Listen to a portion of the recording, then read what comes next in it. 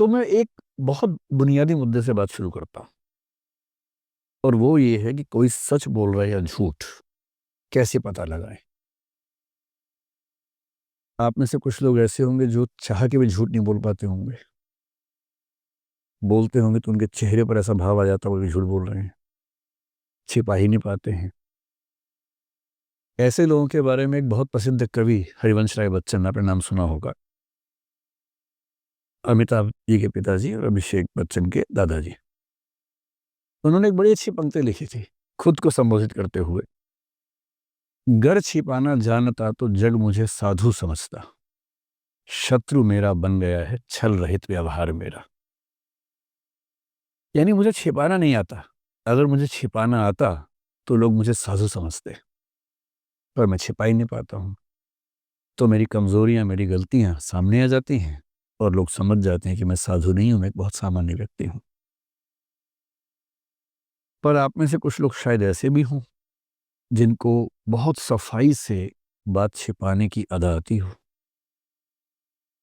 आपको न भी आती हो, आपके आसपास ऐसे कुछ लोग तो होंगे ही होंगे जो झूठ बोलते हैं और बड़ी सफाई से बोलते हैं, कायदे से बोलते हैं। उनके बारे में भी एक बहुत प्रसिद्ध शायर ने एक शेर लिखा, वसीम बरेलवी, शायद नाम सुना हो आपने, बहुत प्रसिद्ध शायर हुए हैं। वो कह रहे हैं, वो झूठ बोल रहा था बड़े सलीके से, वो झूठ बोल रहा था बड़े सलीके से, मैं एतबार न करता तो क्या करता। ऐसे भी लोग होते हैं। अब दिक्कत ये है कि हम जिस सोशल सेटिंग में हैं, जिस समाज में हैं, जिन संबंधों में हैं, हमारे बहुत सारे फैसले इस बात पे टिके होते हैं कि हमसे जो व्यक्ति बात कर रहा है वो सच बोल रहा है कि झूठ बोल रहा है। और ऐसी कोई मशीन तो है नहीं कि हम जान लें। तो फिर लोग क्या करते हैं? बहुत छोटा बच्चा झूठ नहीं बोलता है क्योंकि उसके पास झूठ बोलने की कोई वजह नहीं है, उसे झूठ बोलने की समझ भी नहीं है। बहुत छोटा बच्चा जब झूठ बोलना सीखता भी है तो पकड़ा जाता है क्योंकि उसको झूठ बोलने की अदा नहीं आती है। सूरदास के काव्य में एक बड़ा अच्छा प्रसंग है जिसको यूं समझिए कि कृष्ण जी ने मक्खन खा लिया है, उनकी माँ को पता लगा कि मक्खन गायब हो गया है। माँ ने बच्चे से पूछा, बेटा मक्खन गायब हो गया, तुमने तो नहीं लिया? कृष्ण जी के मुंह पे मक्खन लगा हुआ है, चेहरे पे, नाक पे, सब जगह लगा हुआ है, और बड़ी मासूमियत से कह रहे हैं, नहीं मम्मी मुझे तो नहीं पता मक्खन कहाँ चला गया। अच्छा, मम्मी भी बहुत खुश हो रही है उस अदा पे, उस बचपन को देख के। वो कह रही है, बेटा तुमने तो नहीं लिया होगा, मैं जानती हूँ। कृष्ण ने कहा कि मम्मी मैंने तो नहीं खाया, पता नहीं किसने खा लिया। तो मम्मी कह रही है कि बेटा मैं जानती हूँ तुम तो खा ही नहीं सकते हो, तुम तो बहुत ही अच्छे बच्चे हो, चलो हम मिलकर ढूंढ दें किसने खाया, कहाँ चोरी हो गया। वो दोनों ढूंढ रहे हैं।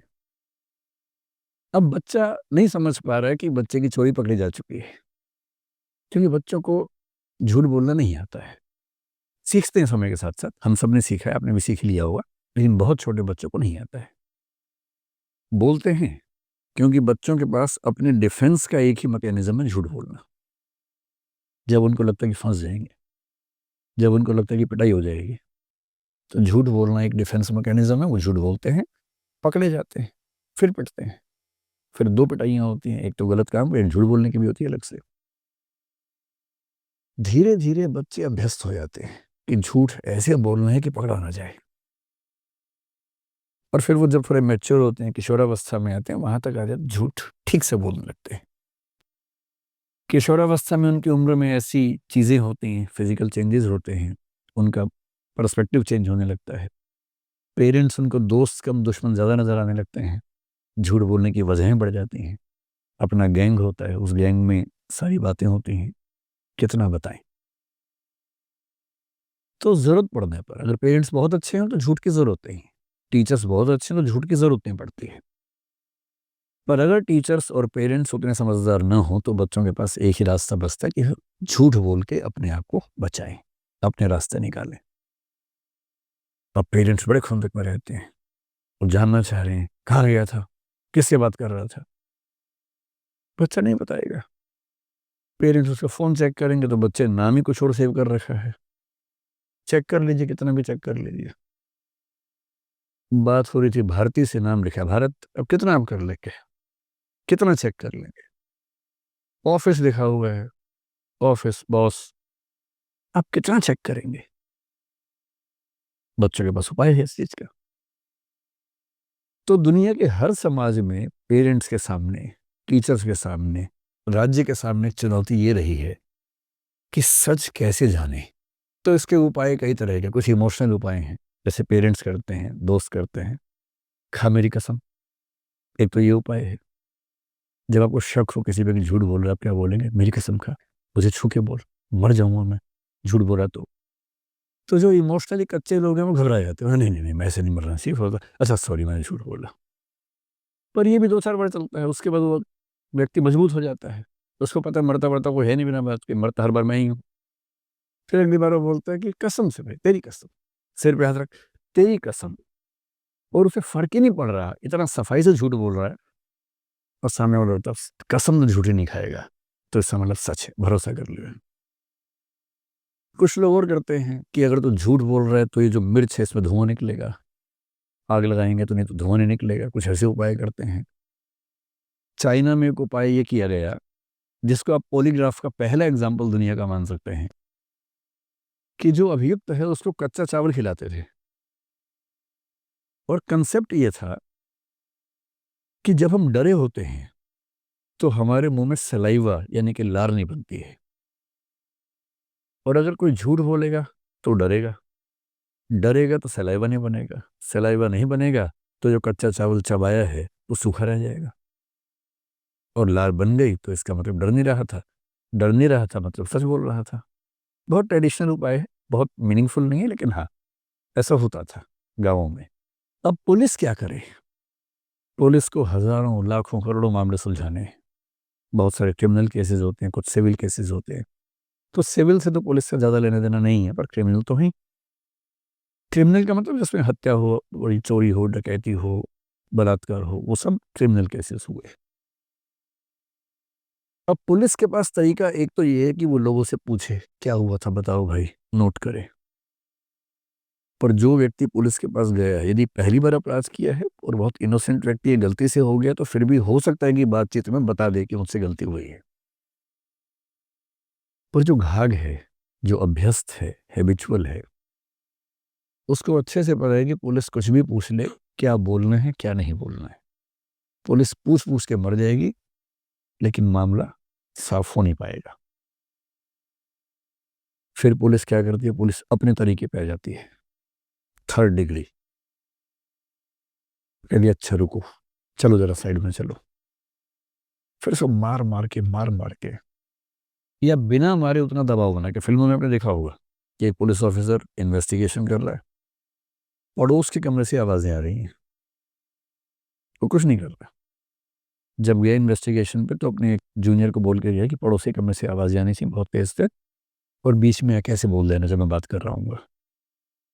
तब ऑफ़िसर बात कर रहा है कि भाई बता दे, कितना परेशान करेगा, बता दे। इतने में एक पुलिस वाला आता है कि सर वो साथ वाले की मौत हो गई। ये कहता है, कैसे मरा? सर वो सवाल पूछे जवाब नहीं दे रहा था, ज़्यादा मार दिया उसको, मर गया। फिर ये कह रहा है, कोई बात नहीं लाश तो सुना दो, किसी को बताना मत। फिर से पूछते हैं, हाँ भाई, बताएगा? हाथ नहीं लगाया है, टच भी नहीं किया है। फिर इतना सुनने के बाद बड़े-बड़े लोग बता देते हैं। कई तो ऐसे भी कि ना भी किया हो तो भी बता देते हैं कि हाँ, मैंने ही चोरी की थी भाई। 2 महीने जेल में रह लूँगा, कम से कम पढ़ूँगा तो नहीं। और ये भी खतरा होता है। और ऐसे बहुत जोक्स चलते हैं।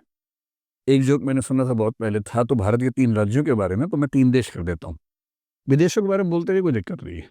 देश के अंदर बोलना मुश्किल है। तो इमेजिन कीजिए कि जापान, चीन और नॉर्थ कोरिया में कॉम्पिटिशन है। एक व्यक्ति गुम हो गया है, उसे ढूँढना है पुलिस को। पहले जापान को चांस मिला, जापान ने 7 दिन लगा दिए। कैसे किया? सारे सैटेलाइट उसका फ़ोन ट्रैक किया और जो उसकी लोकेशंस हैं वो सब ट्रैक करके फिर पूछताछ करके आखिरकार उसको ढूँढ लिया। करीब 6-7 दिन लग गए। चाइना ने कहा ये कोई तरीका हुआ? हम तो बहुत जल्दी कर देते हैं। फिर चाइना के पास केस गया, उसने 2 दिन में ढूँढ लिया। तो कैसे ढूँढा? जो आदमी गुम हुआ था उसके सारे रिश्तेदारों को उठवा लिया और रिश्तेदारों को बंद करके इतना पीटा कि नहीं बताओगे तो मार देंगे। अंत में किसी ने बता दिया, ढूँढ के ले 2 दिन में हो गया काम। फिर केस नॉर्थ कोरिया गया। नॉर्थ कोरिया ने 1 घंटे में सॉल्व कर दिया। कैसे किया? तो जो आदमी गुम हुआ था उसका नाम ली था मान लीजिए। तो ली गुम हुआ, कंप्लेंट हुई कि ली गुम हो गया है। ली की फ़ोटो देखी, उसी शक्ल का आदमी ढूँढा एक और, उसको पकड़ा, खूब कस के पीटा, बोल तू ली है, बोल तू ली है। और 2 घंटे बोला हाँ, मैं ली हूँ। और कैमरे के सामने दिखा दिया कि ली पाया गया, इसकी शक्ल थोड़ी बदल गई है पर ये है ली ही। इसी से पूछ लो। बोला हाँ, मैं ली हूँ क्योंकि उसको पता वरना पीटूँगा और ज़्यादा। तो इन्वेस्टिगेशन के प्रोसेस में 3rd डिग्री का मतलब ये होता है कि किसी को मार-पीट के या बिना मारे-पीटे ऐसा दबाव बना के जिस दबाव को वो झेल ना पाए। कभी-कभी ये भी होता है कि पड़ोस की जगह से आवाज़ ये नहीं आती कि मर गया। फिर क्या होता है किसी से पूछते हैं कि देख भाई बता दे। कह रहे सर मैंने कुछ किया ही नहीं। चल कोई बात नहीं। इतने में एक आदमी आके बोलता है कि सर इनके पेरेंट्स को और बच्चों को उठवा लिया है। क्या करना है? और वो जो सुल्तान नंबर कसाई है उसके पास भेज दिया है। मरवा दें फिर उसने ज़िंदा शाम तक। अब ये कह रहा है कि 1 घंटा रुको अभी फिर देखते हैं। ये कह रहा भाई बता दे। नहीं बताएगा? फिर उसको बोलता है यार 1 घंटे में अगर ये बता दे तो ठीक है वरना पूरा खानदान साफ कर देना। करेगा नहीं, लेकिन उस समय उस व्यक्ति को लगता है कि मैं खत्म, परिवार खत्म। पुलिस को शौक नहीं है ये सब करने का। पुलिस के ऊपर दिक्कत ये है कि इतने केसेस हैं, सॉल्व ना करे तो टीवी चैनल, अखबार पीछे पड़ जाते हैं कि कैसी पुलिस है, कोई काम नहीं करती है। सॉल्व करने के जो वैध तरीके हैं वो उनके लिए बहुत यूज़फुल नहीं हैं, दबाव उनके ऊपर बहुत ज़्यादा है। और इस वजह से एक संकट हमेशा रहता है कि हम किसी आरोपी से, किसी एक्यूज़ से, किसी गवाह से सही बात कैसे पूछें? और 20th सेंचुरी में 19th सेंचुरी के अंत से कहना चाहिए कमाल होना शुरू हुआ तकनीक के क्षेत्र में। और ऐसा कमाल हुआ कि अब हम किसी व्यक्ति से सही बात जान सकते हैं, इसके बावजूद कि वो बताना नहीं चाह रहा। और ऐसी तकनीकें बहुत सारी हैं, 3 प्रमुख तकनीकें हैं जिन पर आज हम बात करेंगे। उनमें से एक तकनीक का नाम है पॉलीग्राफ, एक का नाम है नार्को एनालिसिस और एक का नाम है ब्रेन मैपिंग। तो पहले थोड़ा समझते हैं कि ये क्या है, फिर अंत में इस मामले में आएंगे कि इनको कंपल्सरी करना ठीक रहेगा या नहीं रहेगा। इनकी जो एडमिसिबिलिटी है, इनको एविडेंस के तौर पर मानना, वो अपने आप में ठीक है या उसमें कुछ खतरे हैं, वो सब बातें उसके बाद समझेंगे। तो 3 तकनीक हैं और इन तकनीकों को अगर हमें समझना हो कि कौन सी तकनीक है,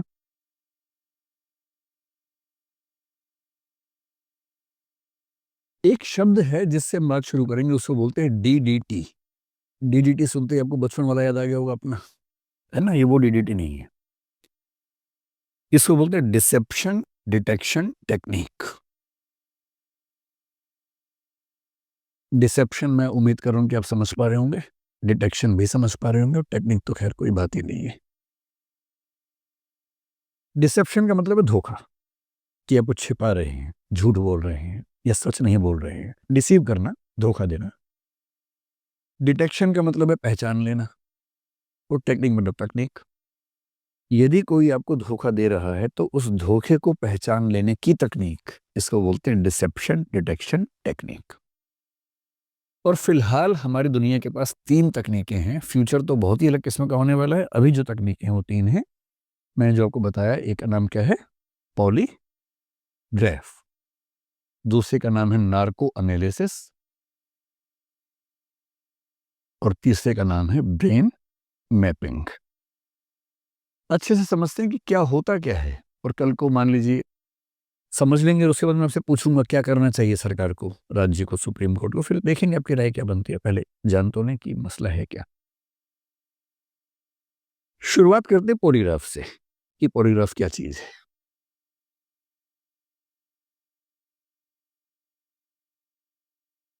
पॉलीग्राफ के लिए एक शब्द आपने और सुना होगा, उसको बोलते हैं लाई डिटेक्शन टेक्निक। कभी आपने सुना है कि झूठ पकड़ने वाली मशीन होती है कुछ, लाई डिटेक्टर? तो लाई डिटेक्टर को ही बोलते हैं पॉलीग्राफ। पॉलीग्राफ उस मशीन का नाम है जो झूठ पकड़ती है। इसलिए सामान्य भाषा में बोलते हैं झूठ पकड़ने की मशीन या लाई डिटेक्टर। अगर आपको थोड़ा-सा और समझना हो इस मामले में तो आप एक फ़िल्म 2010 में आई थी हिंदी की ही, उस फ़िल्म का नाम था राइट या रॉन्ग। आप में से कितने लोगों ने ये फ़िल्म देखी है? बस 3 लोगों ने देखी है। चलिए देख लीजिएगा इसी बहाने। ये फ़िल्म लगभग पूरी तरह से इसी टेस्ट पे बेस्ड है। सनी देओल इसमें एक कैरेक्टर है जिसके ऊपर टेस्ट किया गया और टेस्ट फ़ेल हो गया। ये टेस्ट फ़ेल हो जाता है। कोई बहुत समझदार आदमी टेस्ट को फ़ेल कर देता है। इससे भी मन ना माने तो एक टीवी पे प्रोग्राम आया था कुछ साल पहले जिसका नाम था सच का सामना। ये आपने शायद देखा होगा, आपकी जनरेशन की बात है। 5-7 साल पहले मेरे ख्याल से आया था। राजीव खंडेलवाल एक एक्टर हैं, वो इसको होस्ट करते थे। 2 इसके सीज़न्स आए थे, फिर बंद हो गया था। बड़ा खतरनाक प्रोग्राम था। इसमें जो पार्टिसिपेंट थे, उन्हें इस मशीन के सामने बैठना होता था और उनसे पर्सनल लाइफ़ के सवाल पूछते थे। झूठ बोलेंगे तो मशीन बोल देगी झूठ बोल रहा है। सच बोल देंगे तो प्राइज़ तो मिल जाएगा, रिश्ते टूट जाएँगे उसके बाद। और उनके परिवार के लोग साथ में बैठे होते थे वहाँ पर। तब सोचिए कि एक पति पार्टिसिपेंट है, पत्नी बहुत खुश होके आई है कि आज मेरे पति का टेस्ट है, प्राइज़ मिलेगा। और उसी में एक सवाल ऐसा आ गया, पति ने जवाब दिया बड़ा अच्छा-सा। कुछ भी पूछा कि क्या किसी और को पसंद करते हैं आजकल? पति ने कहा नहीं, तो मशीन बोली झूठ बोल रहा है। अब उसके बाद क्या बचा? प्राइज़ मिल भी गया, तो घर तो जा नहीं पाएगा पैसे लेके, तो पिटाई तो होगी उसके बाद। तो वैसा एक टीवी प्रोग्राम चला था सच का सामना, कहीं मौका मिले तो एक एपिसोड देखिए उससे क्या है। वो बहुत डिबेट्स हुई थी उस पर और बाद में फिर वो बंद ही हो गया था। तो ये पॉलीग्राफ टेस्ट के बेस पर कुछ प्रोग्राम्स जो मीडिया में दिखाए गए वो हैं। पॉलीग्राफ टेस्ट क्या होता है देखिए, इसका जो प्रिंसिपल है, एक शब्द समझते हैं, वो शब्द है साइकोसोमैटिक इंटरेक्शन। सारा खेल इस प्रिंसिपल का है। साइकोसोमैटिक शब्द बहुत पॉपुलर है साइकोलॉजी में। कोई मुश्किल चीज़ नहीं है, मुश्किल शब्द बड़े आसान होते हैं अगर उसका मतलब समझ लें तो। साइकोसोमैटिक का मतलब है, साइको मतलब जो चीज़ मन में शुरू होती है, सोमैटिक मतलब जिसका असर शरीर पे भी चला जाता है। फिलॉसफी की दुनिया में, अभी साइकोलॉजी की बात करेंगे, बहुत लंबे समय से एक डिबेट रही है कि जो हमारा सिस्टम है, हम जो एक ह्यूमन बीइंग है, हम क्या हैं बेसिकली? क्या हम शरीर हैं? कुछ कहते हैं नहीं, शरीर तो बदलता रहता है, मर भी जाता है, पर आत्मा स्थायी रहती है। आत्मा है या नहीं है तो कैसी है, इसका प्रमाण तो कुछ है नहीं, ये तो असम्पशन्स है, मान्यताएं हैं। अधिकांश धर्म मानते हैं इस चीज़ को, कोई दार्शनिक मानते हैं। पर आत्मा को किसी ने देखा तो नहीं है, साबित तो नहीं किया है, वो तो एक असम्पशन है। तो कोई कहता है कि नहीं, हम आत्मा हैं, हम शरीर नहीं हैं। कोई कहता है कि शरीर भी है, आत्मा भी है, इनके बीच में एक इंटरेक्शन होता रहता है, जैसे डेकार्ट एक फिलोसोफर ने कहा। भारत में आमतौर पर माना गया कि हम शरीर नहीं हैं, हम आत्मा हैं। शंकराचार्य ने कहा, कई लोगों ने कहा। इस पर कभी डिस्कस करेंगे कि आत्मा और चेतना को लेकर जो लेटेस्ट टेक्नोलॉजिकल डेवलपमेंट्स हैं, रिसर्चेज़ हैं, वो क्या संकेत कर रही हैं। बहुत इंटरेस्टिंग आजकल है चीज़ें ये वाली। और हो सकता है कि सभी धर्मों की मान्यताएं एग्जैक्टली साबित ना हो पाएं अगर विज्ञान ने कुछ और एक्सपेरिमेंट्स उस रास्ते पे कर लिए तो। और विज्ञान और धर्म का झगड़ा सदियों से चल रहा है। धर्म की मान्यताएं होती हैं, विज्ञान उनमें से कुछ को साबित कर देता है, कुछ को खारिज कर देता है। ये सब चलता रहता है, नॉर्मल बात है। तो साइकोसोमैटिक का मतलब ये हुआ कि चेतना या मन में शुरू होने वाली कोई चीज यदि शरीर पे भी असर पैदा कर दे, उसको बोलते हैं साइकोसोमैटिक। जैसे जब आप चिंतित होते हैं, आपका मूड जब खराब होता है, मूड खराब होने की वजह क्या है? एक फीलिंग होती है। फीलिंग तो एक मन की बात है। जैसी मूड खराब हुआ एक फीलिंग की वजह से, वैसे ही आपका एक्टिव होने का मन नहीं करता, आपकी बॉडी पैसिव हो जाती है। लोग कहते हैं कि चलो घूम के आते हैं, आप कह रहे हैं, नहीं यार मन नहीं कर रहा, मूड नहीं है, शरीर भी काम नहीं कर रहा है। किसी को एंग्जाइटी होती है, बहुत चिंता होती है, तो चिंता के साथ बॉडी में कुछ कुछ वाइब्रेशंस होने लगते हैं। किसी को डिप्रेशन होता है तो उसकी बॉडी एग्जैक्टली काम करना ही बंद कर देती है। इसका मतलब मन में होने वाली समस्याएं हमारे शरीर पर भी असर डालती हैं। इसको बोलते हैं साइकोसोमेटिक इंटरेक्शन। तो पॉलीग्राफ की शुरुआत जिस व्यक्ति ने की थी बहुत पहले 19वीं सेंचुरी में, उसका नाम था लोम्ब्रोसो। लोम्ब्रोसो एक बहुत कमाल का आदमी है, जिसकी बात हम कभी करेंगे, कभी एक वीडियो इस बारे में बनाएंगे कि कोई व्यक्ति अपराध क्यों करता है, अपराध करने की वजह क्या है। इस व्यक्ति ने ये एक किताब लिखी, द क्रिमिनल मैन नाम से किताब लिखी, और उस किताब में उसने जो व्याख्या दी, वो व्याख्या ये कहती है, ये लोम्ब्रोसो व्यक्ति है जो मॉडर्न क्रिमिनोलॉजी है उसका फादर उसको बोलते हैं, इटली के व्यक्ति थे, 19वीं सेंचुरी के अंत में 1876 के आसपास काम कर रहे थे। इटालियन में किताबें लिखी, उस इटालियन की जो सबसे प्रसिद्ध किताब है लुओमो डेलिंक्वेंटे, इटालियन भाषा में, उसका इंग्लिश अनुवाद है the criminal man. Criminal man इस किताब का नाम है। उन्होंने थियरी दी, और थियरी ये दी कि डार्विन का नाम सुना आप लोगों ने? डार्विन ने 1859 और 1871 में 2 बुक्स लिखी थी, और ये 1876 में लिख रहे हैं, उनके 5 साल के बाद लिख रहे हैं। तो उस समय डार्विन का ऐसा प्रभाव था कि यूरोप के सभी चिंतक डार्विन के दीवाने थे, ये भी दीवाने थे। डार्विन ने बताया था कि इवोल्यूशन होता है, उद्विकास होता है। उसी इवोल्यूशन के प्रिंसिपल को इन साहब ने अप्लाई किया और कहा कि जो लोग अपराध करते हैं वो दरअसल वो लोग हैं जो इवोल्यूशन की दौड़ में थोड़ा सा पीछे रह गए हैं, जिनमें एनिमल्स वाली टेंडेंसीज थोड़ी बची हुई हैं, ह्यूमंस वाली थोड़ी कम है, क्योंकि इवोल्यूशन कम हुआ है।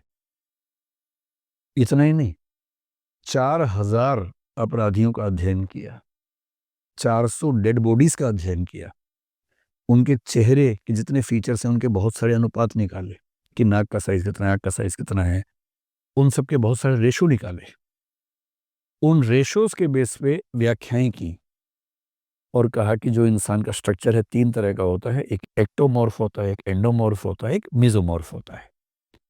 एक्टोमॉर्फ जो बहुत पतले और लचक वाले व्यक्ति हैं, एंडोमॉर्फ जो भारी भरकम और गोल किस्म के लोग हैं, और जो अपराधी हैं वो मेसोमॉर्फ हैं, जो लंबे हैं, गठा हुआ शरीर है और कुछ खास फीचर्स बताए, नाक कैसी होगी। आगे चल के ये भी बता दिया कि चोर का स्ट्रक्चर कैसा होगा, डाकू का कैसा होगा, रेपिस्ट का कैसा होगा, मर्डर का कैसा होगा, उन सब के स्ट्रक्चर्स बता दिए, और बहुत सारे चित्रों के साथ बताया। अगर आप चित्र देखना चाहें तो ये उनकी किताब के कुछ चित्र हैं। इस हद तक व्याख्या की। और आजकल जो व्याख्या चल रही है वो तो और खतरनाक व्याख्या चल रही है। जैसे कल ही मैं एक रिसर्च पढ़ रहा था, एक व्यक्ति एक स्कूल में टीचर था और उसकी हरकतें थोड़ी सी खराब थी स्कूल के बच्चों के साथ, तो उसको जेल हो गई। उसके घर में एक गोद ली हुई बेटी भी थी, तो वो भी चिंता थी सरकार को। जैसे जेल गया तो उसकी तबीयत खराब हुई, चेकअप हुआ, एमआरआई हुआ, और पता लगा कि उसके ब्रेन में एक नस है जो दबी हुई है और वो प्रेस हो रही है लगातार। छोटी सर्जरी हुई, वो नस ठीक कर दी गई, और जैसे ठीक किया उसका आपराधिक व्यवहार खत्म हो गया, एकदम नॉर्मल ह्यूमन बीइंग हो गया एकदम, हर जगह ठीक से। उसको याद भी नहीं कि वो क्या करता था। सरकार ने स्टडी किया और फिर उसको छोड़ दिया कि इसमें कोई खतरा नहीं है। वो अपने घर पे रहने लगा, काम करने लगा, एकदम ठीक हो गया। 6-8 महीने बाद फिर वो इंसान सोने लगा, फिर चेकअप हुआ, देखा फिर से वो एक ट्यूमर जैसा हिस्सा उसकी उस नस को प्रेस कर रहा है। और तब एक व्याख्या ये आने लगी, कहीं ऐसा तो नहीं कि हम अपराध इसलिए करते हैं क्योंकि हमारे ब्रेन में कुछ डिस्फंक्शन हो गया है, और यदि ब्रेन में डिस्फंक्शन है तो वो बेचारा कहाँ जिम्मेदार हुआ? वो तो उसके ब्रेन की जो एनोमली है वो जिम्मेदार हो गई। बड़ी व्याख्याएं हैं। कोई बोलता है सोशल रीजंस हैं अपराध के, कोई बोलता है इकोनॉमिक रीजंस हैं, जैसे मार्क्सिस्ट लोग बोलते हैं आर्थिक वजह होती हैं अपराध के पीछे। कुछ लोग मानते हैं कि नहीं, व्यक्ति अपनी चेतना से अपराध करता है, वो जिम्मेदार होता है क्योंकि उसके पास एक फ्रीडम ऑफ कॉन्शियंस होती है, जिसको आप एक शब्द सुना होगा, संकल्प स्वतंत्र होता है, फ्रीडम ऑफ विल होती है। ये बहुत डिबेट्स हैं, इन पर कभी और बात करेंगे विस्तार में। अब ये समझिए कि इस लाम्ब्रोसो नाम के आदमी ने पहली बार एक मशीन बनाई जिसको आप पॉलीग्राफ का बहुत इनिशियल एग्जांपल मान सकते हैं। एक ग्लव बनाया, दस्ताना बनाया। जो अभियुक्त होता था उसको दस्ताना पहनाते थे, पानी में हाथ डालते थे, क्वेश्चंस पूछते थे। थियरी सिर्फ इतनी सी थी कि अगर ये झूठ बोलेगा तो उसका बीपी कम हो जाएगा, और ब्लड प्रेशर नापते थे। बहुत ऑथेंटिक नहीं था, लेकिन पहला प्रयास उस व्यक्ति ने किया। उसके बाद 1915 में अमेरिका में एक व्यक्ति थे मार्स्टन नाम के, उन्होंने प्रयास किया। फिर 1921 में एक लार्सन नाम के आदमी अमेरिका में पुलिस के थे, उन्होंने बहुत प्रयास किया और करते करते बहुत डेवलप करने के बाद आज जो पॉलीग्राफ होता है, आज के पॉलीग्राफ में 3-4 चीजें हम लेके चलते हैं। ये पॉलीग्राफ हो रहा है एक महिला का। मेन प्रिंसिपल क्या है? Psychosomatic interaction. हम पूछेंगे सवाल, और बुनियादी प्रिंसिपल है कि जब हम झूठ बोलते हैं हम थोड़े से अनईजी होते हैं, थोड़ा घबराते हैं, बेचैन होते हैं। सच बोलना सबसे बढ़िया होता है। सच बोलने में आपको याद नहीं रखना पड़ता क्या बोला, कहाँ बोला है। झूठ बोलने वाले की मेमोरी बहुत शार्प होनी चाहिए, वरना आप 50 झूठ बोल लेंगे, 51वीं जगह कॉन्ट्रडिक्शन कर देंगे, वैसे फंस जाएंगे। झूठ बोलना बड़ा मुश्किल और बड़ा गलत काम हो जाता है। तो जब हम झूठ बोलते हैं हमें थोड़ी सी बेचैनी होती है। तो बेचैनी से क्या क्या होगा? हमारा बीपी बढ़ेगा, हमारी जो सांस की गति है, रेस्पिरेशन है, वो बढ़ेगा।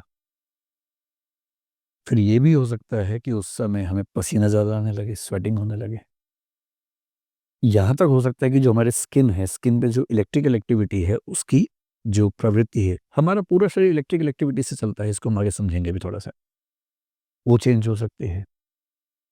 आप आँख से आँख मिला के बात नहीं कर पाते हैं झूठ बोलते हुए, इसलिए जो आम लोग करते हैं वो आई कॉन्टैक्ट से समझते हैं कि सच है कि झूठ है, चेहरे के भाव से समझते हैं। फिर आप सच बोल रहे हैं पर आराम से बात करेंगे, झूठ बोलते हुए आपका बॉडी मूवमेंट कुछ कुछ होने लगेगा क्योंकि आप असहज हैं उस समय। इन सारे प्रिंसिपल्स को मिला के ये तय किया गया कि हम 3-4 एक्टिविटीज को जज करके समझ सकते हैं कि आदमी झूठ बोल रहा है कि सच बोल रहा है। ये जो मशीन है इसमें क्या क्या है, इसमें आप देखेंगे कि एक तो अगर आप ध्यान से देख पाए, यहाँ इसकी 2 उंगलियों में कुछ लगा हुआ है। ये जो उंगलियों में है इसको बोलते हैं इलेक्ट्रोड। और इलेक्ट्रोड क्या होता है आपको आइडिया है ही, जो इलेक्ट्रिक सिग्नल्स को कन्वे करने या रिसीव करने के इंस्ट्रूमेंट्स होते हैं, डिवाइसेस होती हैं। इससे क्या होता है? इससे ये पता लगता है कि जो स्किन है, जब कोई झूठ बोलेगा उसकी स्किन की इलेक्ट्रिकल एक्टिविटी चेंज होने लगती है। तो इससे ये पता लगता रहता है कि इसकी स्किन की इलेक्ट्रिकल एक्टिविटी अब कैसी है, पिछले सवाल में कैसी थी, अगले सवाल में कैसी हो गई, उसको हम नोट करते हैं। ये जो टेप इसके पेट पर बंधी है इसको बोलते हैं न्यूमोनिक टेप या न्यूमोनिक ट्यूब कहते हैं। न्यूमोनिक ट्यूब का काम ये होता है, न्यूमोनिक में पी होता है शुरू में, क्यों होता है मुझे आज तक नहीं समझ में आया लेकिन होता है। न्यूमोनिक ट्यूब ये बंधी है पेट पर और छाती पे। इसका पर्पज है ये देखना, सवाल पूछे जाते हैं इस टेस्ट में, हर सवाल का जवाब देते समय सांस की गति कम हुई या ज्यादा हुई, ये इस टेप से पता लगता है। और ये सारे इनपुट्स कहाँ जा रहे हैं? कंप्यूटर में, वहां चल रहा है साथ साथ। तीसरी चीज इस टेस्ट में होती है जो आप देखेंगे ये वहां पे, इसको बोलते हैं बीपी कफ। आपने देखा होगा जब किसी का बीपी लेते हैं यहाँ पर एक बांधते हैं कफ, है ना। इससे ये भी देखते हैं कि हर सवाल के जवाब में बीपी बढ़ा या कम हुआ। और चौथा जो ये कुर्सी है वो सामान्य कुर्सी नहीं होती है, ये कुर्सी इस व्यक्ति का वजन, वजन बीच में है कि साइड में है कि आगे है कि पीछे है, कितनी मूवमेंट हो रही है किस सवाल में, वो चेक करती है। तो जो चेयर है ये चेयर भी स्पेसिफिकली डिजाइंड चेयर होती है। अब क्या होता है कि इस व्यक्ति को बुला लिया, पहले इसको पता होता है कि टेस्ट हो रहा है, उसकी परमिशन से ही टेस्ट होता है, ऐसे नहीं होता है हमारे देश में। फिर पहले प्री टेस्ट होता है इंटरव्यू, जो व्यक्ति टेस्ट करेगा, जो एक मनोविज्ञान की समझ रखता है, अपराध विज्ञान की समझ रखता है, क्वेश्चनियर बनती है, प्रश्नावली बनती है। पहले उसको बताते हैं कि देखो भाई ये टेस्ट आपने अपनी मर्जी से दिया है, तनाव की बात नहीं है, कुछ सवाल पूछेंगे, डरना वरना एकदम नहीं है, ये मशीन कोई करने नहीं लगेगा, सिंपल सी बात है कि ये एनालाइज करेंगे कि आप कितना सच बोल रहे हैं। उसको एट ईज ले आते हैं कि तनाव ना हो उसको।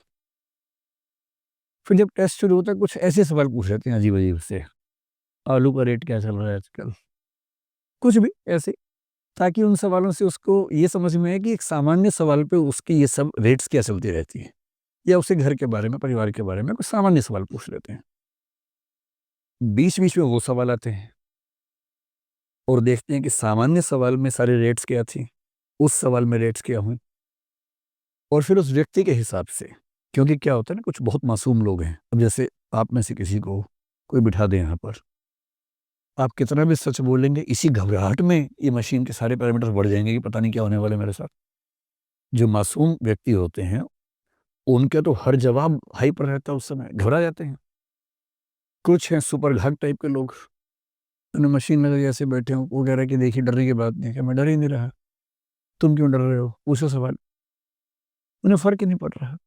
इतना अच्छा झूठ बोलते हैं, इतना सलीके से, मैं एतबार न करता तो क्या करता, उस वाले भाव से।